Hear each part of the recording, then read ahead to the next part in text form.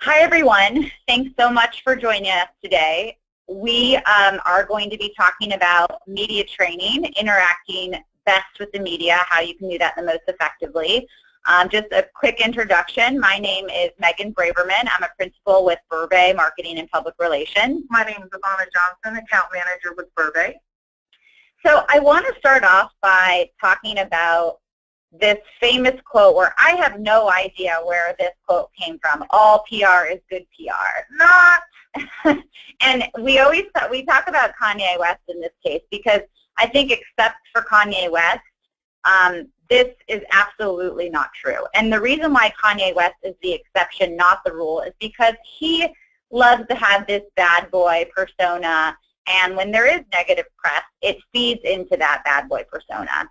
But if you ask these companies that appeared on the screen, BP and Toyota and others, they are spending millions and millions to rebuild their reputation, and I can assure you that they will tell you all PR is not good PR. So with all that said and that myth debunked, I want to talk about some of the benefits of PR. So a couple of things. One is that it really confers the power of third-party credibility. So it's great to say, I'm a fantastic lawyer or I'm the best real estate agent in Los Angeles, but at the end of the day, when another third party is reinforcing that message, that is a huge benefit from being quoted or featured. And, it really positions you as the expert that you are, and it shows you that other people view you as that expert besides yourself.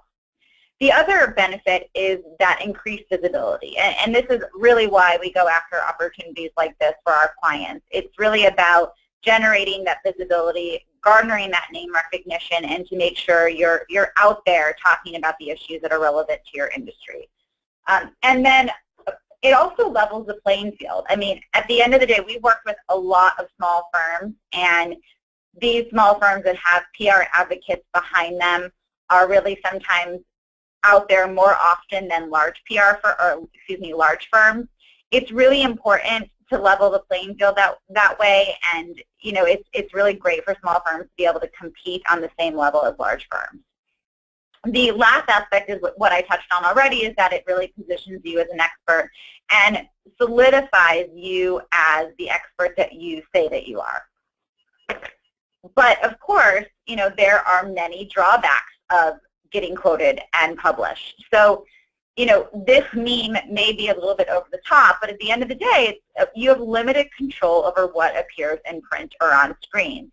So, the reporters, not all of us are going to fall victim to a meme. I know these are wildly popular these days, but the reporter is going to write the story the way that they want to. And I can assure you that Ivana, as a former reporter, she can tell you that exactly. They are looking for the provocative angle, the sexy angle, Absolutely. And they're going to write it that way. So this whole presentation is focused on how you gain control over what appears in print or on screen, the control that you have the ability to gain, that is. So with all of that said, Ivana is going to chat about I'm not an expert here. Okay, so part of having control is to go in there guns blazing and with some confidence. And so many times people work really hard to get these opportunities in the media, and then they all of a sudden become very fearful. It's like, oh no, I'm not an expert, I don't want to be quoted, or I'm afraid to be. It can be nerve-wracking, yes, or you might not believe that you're the most expert person in your field, or someone will disagree with you. And then sometimes we're just paralyzed by perfection. So we end up doing nothing because we want everything to be absolutely perfect. But that's the worst thing you can do. You have to claim your spotlight, and you can do that by being prepared and not being afraid to put yourself out there.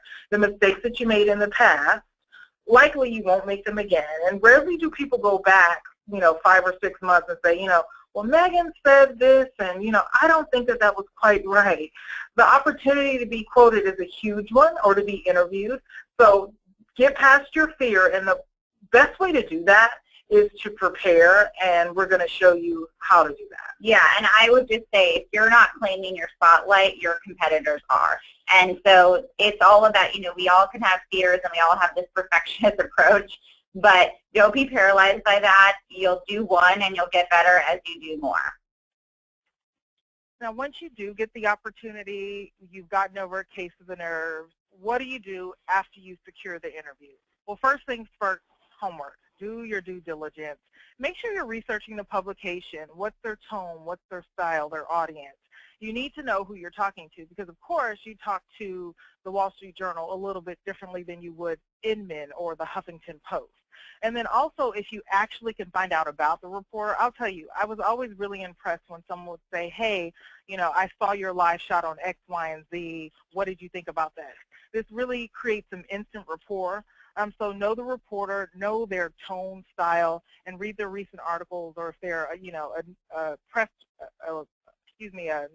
not a newspaper reporter, but an actual television reporter, kind of just know what they do because it really helps you. And, you know, at the end of the day, when you go into a prospect meeting or when you're meeting with a potential client, what do? You prepare. I mean, everybody goes into these meetings fully prepared, you know, thinking about all the things that they can discuss, doing their due diligence, and that's what you have to do with the media. And a lot of people don't think about doing their due diligence just like they would with any other meeting. So the other item that Ivana touched on is practicing. I mean, that I think she sort of stressed the importance of what it means to practice. It's just like anything else in this world. If you want to play piano, the only way that you're going to get better at it is practice. And part of that is, even if you know your practice area like the back of your hand, or if you're a realtor, you know your community very well, communicating that to the layperson is something that you need to be able to do quickly and succinctly. So develop your communication points ahead of time.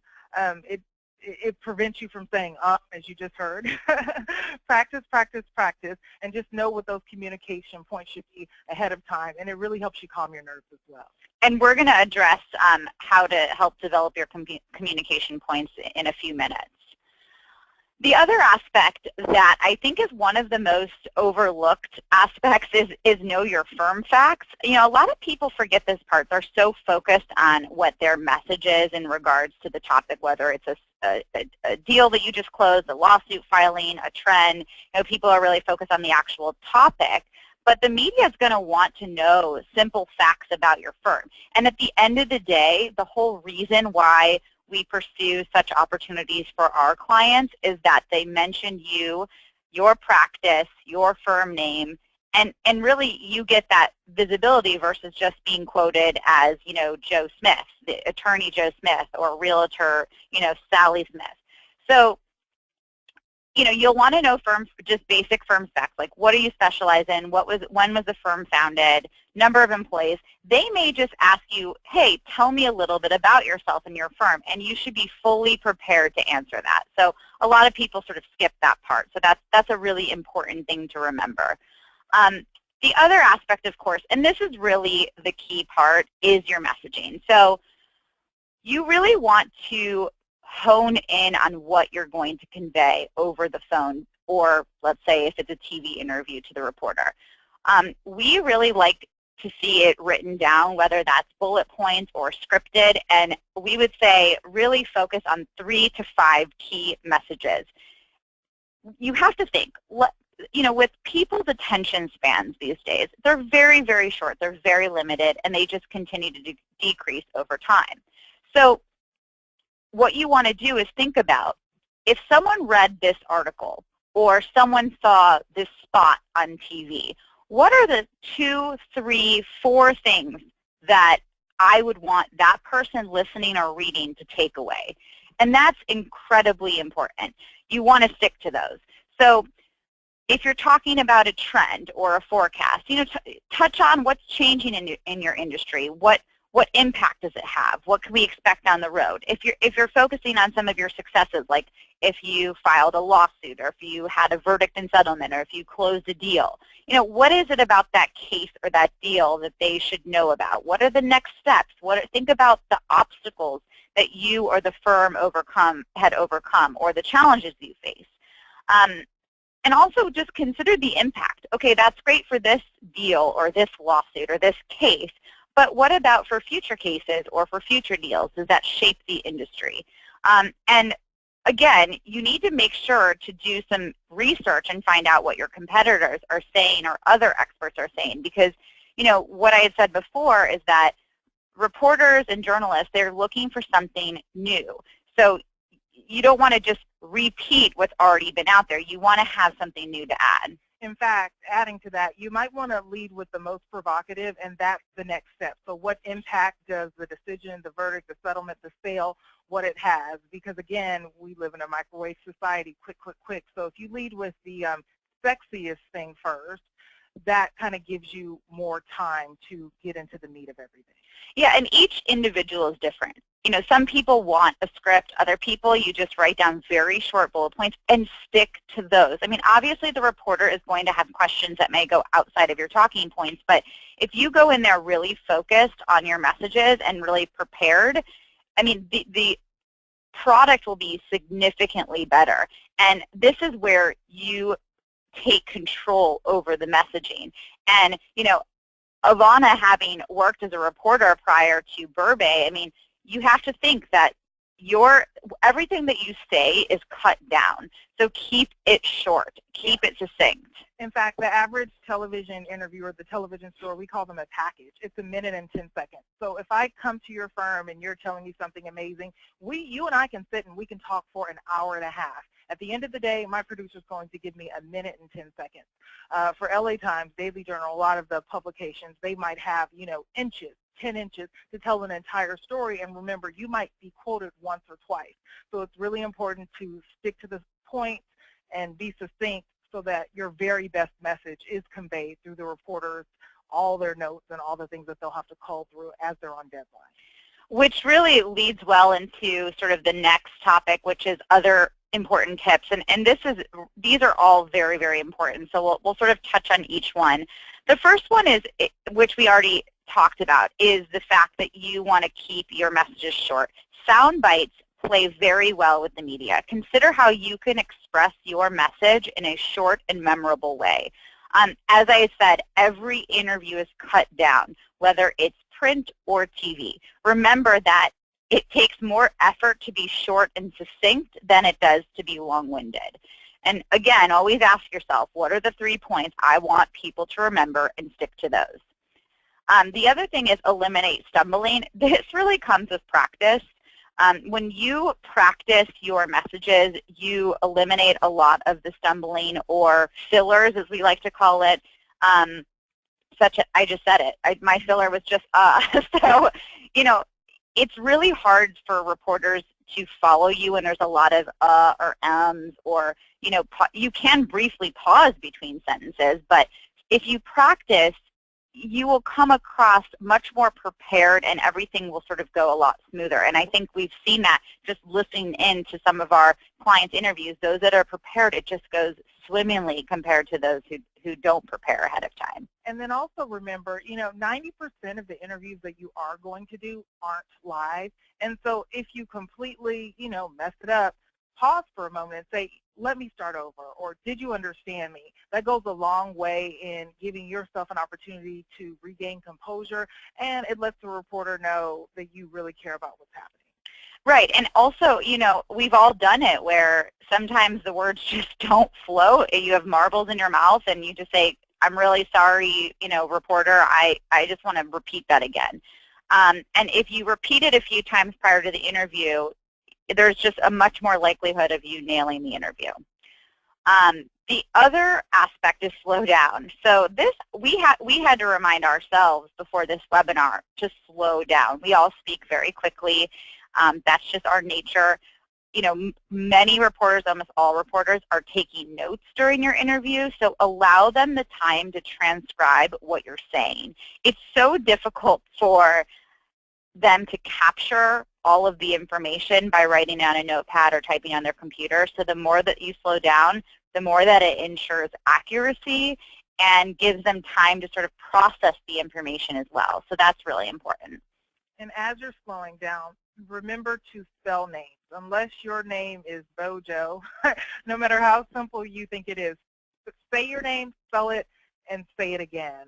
Make sure that they are pronouncing it correctly if it's for television. If it's for print, ask them to repeat it back. Trust me, they will not be insulted.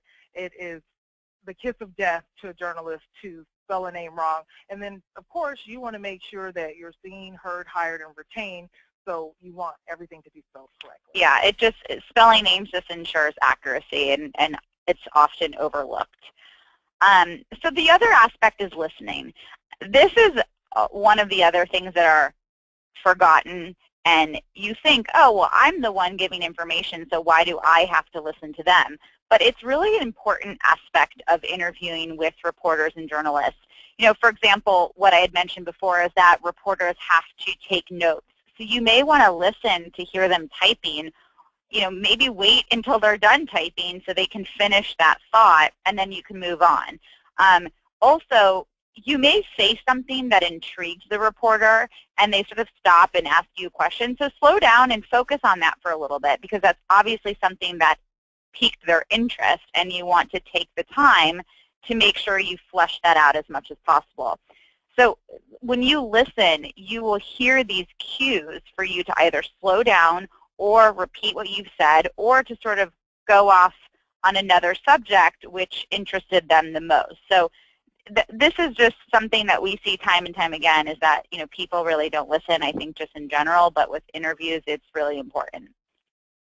And last but not least is smile. This, you know, I remember sitting in a Marketing 101 class where they told you to smile always. When you're on the phone, when you're calling clients, when you're cold calling, whatever it is, smile. People can hear your warmth radiating through the phone. Of course, when it's appropriate, sometimes you're talking about very sensitive subject matter and it isn't appropriate to smile, especially for TV. You look so serious sometimes because you're really nervous in front of a camera. I know the second a camera gets in front of me, I just freeze up and my shoulders go to my ears. So you have to remember to relax and smile. And I think the reporters also gravitate towards you more when you're smiling and have that warmth. So a smile is disarming. It certainly is. So okay, what not to do. These are just as important as what to do, right? So this is the golden rule. We could lead with this. Never, ever, ever lie. Again, I say never, ever, ever lie. Also, never say that you know something when you actually don't. It's completely appropriate to tell the reporter, you know what, I'm not familiar with that, or I don't know, I'll get back with you. It's just something that gives you an opportunity to get your ducks in a row, and they will appreciate you not leading them down the wrong road, and it builds instant rapport. And it's all about transparency. I mean, if you don't know what you don't know, so you just say it. We do it all the time. I don't know. I'll figure out someone who does know and get back to you. True. And you can always assume that they'll fact check anything that you say, so you always want to be 100% truthful with all of your answers. Mm-hmm. This is a huge one. Avoid industry jargon, legalese as we like to call it, or acronyms, just because, remember, on average, you're speaking to a layperson and they're not, very familiar with your industry. Of course, if you're a lawyer, for example, and you're speaking to the Daily Journal and you're speaking to other lawyers, those are the exceptions. But in general, most publications are speaking to an 8th grade audience, and you want to make sure that everyone can understand what you're saying. And just think about who your audience is. If you're doing a TV interview, you're talking to the general public.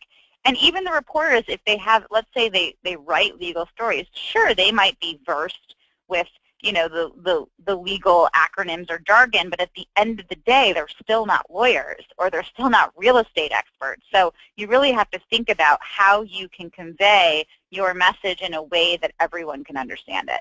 Absolutely. And when conveying your message, we all know this one, but nothing is off the record. If you don't want to see your words in print or hear them on air, just don't say it.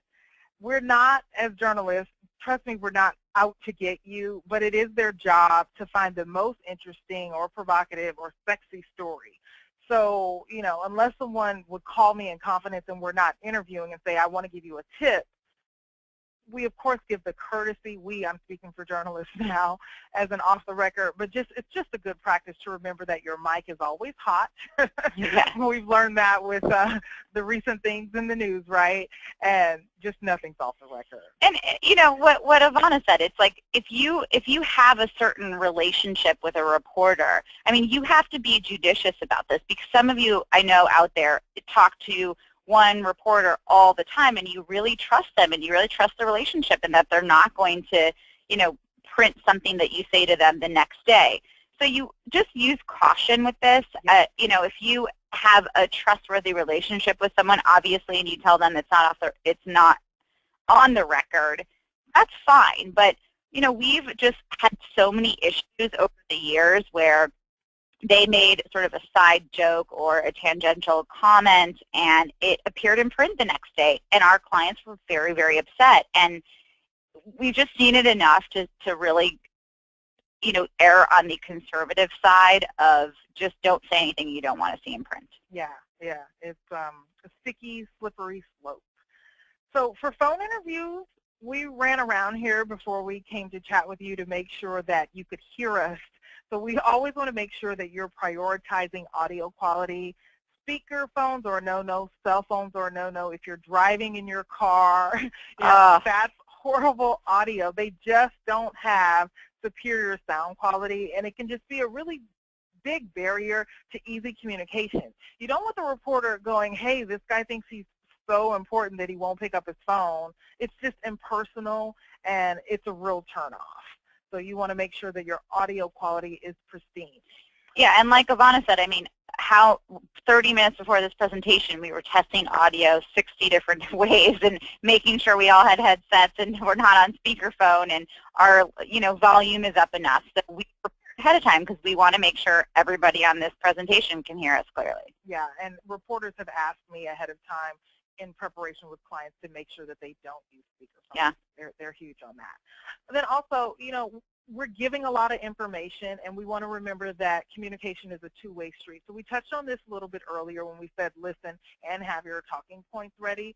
But because you are the expert and you're giving an interview, you're introducing new subject matters, after you've finished, ask, say, hey, did that make sense? Do I need to rephrase? Do you got that? You're not insulting the person just to do a recap and ask them if they understand what you're trying to convey. And you might have mangled a quote. You can ask the reporter to read it back to you. Some people will say, sure, why not? And others will say, no, I got it. But either way, you're just communicating as clearly as possible. Okay, for TV, make sure that you look like yourself. We get this all the time where people will go and get these extreme makeovers because they got this great opportunity. Yeah, if you wear black and white every day or navy and that's your thing, like you're an Olivia Pope person, that's a Scandal reference, don't go out and buy a hot red blazer. It's just, you know, look like yourself, simple patterns, clean, easy, and it's okay to ask for help. We will always give you suggestions on what to wear. And remember that everybody, I don't care how good looking you are, and I know that everyone on the line needs a hint of makeup. That doesn't mean a whole bunch. Yeah, ladies, do not overdo the makeup. I mean, everyone needs, you know, something to just make themselves look a little bit better. As my friend used to say, when the barn needs painting. But we oftentimes see the ladies go above and beyond with the makeup, and they just it distracts from you as a professional. And we want people to be focused on you and what you're saying versus your makeup, your clothes, your jewelry, etc. Yeah. And even men need a little bit of powder. If you're in a television interview, this is a key mistake. You'll be looking off into the sunset. There might be 3 to 4 cameras in the studio, so always ask ahead of time which camera to focus your eyes on. There's also a floor crew. That person may raise their hand when it's time for you to look at the camera, or there will be a red light. But it will add to your comfort if you ask what camera to look at, and it will definitely help you relax. Yeah, and I think relaxing is very important. Again, when I see a lot of clients get in front of a camera who may not be used to those TV interviews, they really freeze up and just look very unnatural because they're a little shy when a camera gets in front of their face. So really just learn to breathe, relax, and it will come across way better than if you're tense and stiff. And also just something to add about the dress is, you know, not all of us are great dressers. We just, some of us, you know, are really good at being a real estate expert or a lawyer, but not necessarily dressing as a professional. So don't exclude individuals from your firm to be able to speak to the media and get in front of the media because of the way that they're dressed. I think you really need to give them opportunity to say, hey, you know, your dress, we need to fix some of your dress. It's a little sloppy. I can't tell you how much they would appreciate someone letting them know. It might be a little hurtful, but we've done some makeovers with some clients where we're like, no, absolutely not. You can't wear that. And we've gone out and we've gotten them the right outfit because, you know, you want everyone to participate. So just because they're not a great dresser doesn't mean they can't be helped and be pushed in the right direction. Yeah, having the raw material is what matters most. So, okay, so now, you know, you're done with your interview, you've already prepared, everything's done, but it actually is not over yet. And there's a few things, really important things to do after the interview has concluded. The first thing to remember is that this is about investing in the relationship with a reporter or journalist. At the end of the day, you really want to cultivate these relationships so that when there's a need, they come to you first, whether that's background information, whether that's something relevant to what you already talked about. We really want them to come back to you over and over and over again. So if you follow these steps, that will really help invest in the relationship. One thing is the ABA rule, which is always be available. You want to offer your cell phone number so the reporter, if the reporter has questions, he or she feels comfortable reaching out, or other contact information. I mean, sometimes we've had people give out their home phone numbers. It's just, again, you want to be available and you want the reporter to feel comfortable to come to you again. Also, if you promise the reporter materials, please do it. I mean, make a note of it somewhere, you know, so that you remember to do it, because, again, that just shows that your word, they can count on your word. And a lot of times the reporters have come back to the PR people and said, oh, you know, Joe asked us for X, Y, and Z, and then we end up having to chase it down. And it's fine, you know, that we're the facilitators for that, but we really want to know what materials they requested so we can get it off to them. And do it immediately, because remember, they are always on deadline. Even if you're swamped, it's one of those things, if it's a complaint or, you know, an MLS listing, whatever it is, you know, you're right there. As soon as you get into your car or wherever it is that you have the materials, do it immediately and follow up with them to make sure they receive it. Yeah. The other thing that really goes a long way is a thank you. You know, everyone loves to be appreciated and thanked. It goes for everyone. And I think, I mean, Ivana, I'm sure when you got your thank yous, it just like warmed your heart and it made you want to reach out to that person again. It really does. It really does. It can be an email, a handwritten note. It can be a text, a smoke signal. But a really does go a long way. And it also dramatically increases your chances of being called again. So, you know, and it allows you to maybe even ask other questions like, hey, when do you think the story might publish? Or can I look at the story before it goes live, even though most reporters might not do that. But if you send a thank you and they really like you, they're more inclined to do things for you. Absolutely. So at the end of the day, this is all about following up and being a resource. And that's really the goal of all of this. So, okay, so that concludes our presentation. We have a few questions, but I just want to remind you that Ivana and I are available after this presentation. If you have specific questions, we're more than happy to go on an individual basis and answer them. We also, you know, are available down the road if you have an interview coming up and you just want to run some things by us. So let's see. The first question is, what should you wear for an on-camera interview? So I mean, sort of what Ivana touched on earlier, I think that for women, I would say bright, solid colors. Yeah. You know, and it doesn't matter your complexion. Bright, solid colors work well. Avoid gray and always avoid patterns. You know, plaid tends to jump around. Tweed does as well on the camera. It confuses the camera. So just bright, solid colors. If it's your favorite thing and it makes you feel good, wear it, because that's going to come across as well. Yeah, and same thing for men. Solid colors, I think, always work best. again, the whole point is to be focused on you as a professional versus what you're wearing, so always keep that in mind. Let's see, next question. How can you steer the direction of the interview if a reporter asks something that you would like to avoid? That's a really great question. I mean, this also comes with some of honing in on your messaging, because you can, for the most part, predict the controversial questions that you might receive, and you want to be prepared to answer those. So I think a lot of this comes with preparation. Absolutely. I think also there's really no way to necessarily avoid it, but you can have control over the conversation. Yeah, you can steer clear, but respectfully. Of course, reporters are, very savvy at knowing how to steer the conversation, and they know when you're ditching a question. But, it's also okay to say, I'm not comfortable talking about that. If it's something that's absolutely a red flag, don't try to malarkey your way through it. Just say, you know what, we're here to talk about X, Y, and Z. Yeah. But you can go back to those 3 communication points. That would be the thing that we suggest. And at the end of the day, when you try to comment on those controversial things, you end up just muddying the water even more. And so I think, making sure that you're very clear about what you want to talk about when you don't want to talk about, and then sometimes when you know those controversial questions are coming your way, you really should be prepared to answer them. If you want to answer them, be prepared to answer it. And I think that's, again, comes with preparation. So we've dealt with a number of controversial issues with our clients, and we just really focus on, okay, what are the things that you want to comment on that you're okay to comment on? And also, how do we position it in a way that reflects best on you and your clients? Yeah. Okay, great. I think there's a few more questions. We'll answer them. Well, let's see. We'll answer one more. So how do you simplify your message for clarity? I would say start off with the most salient point first.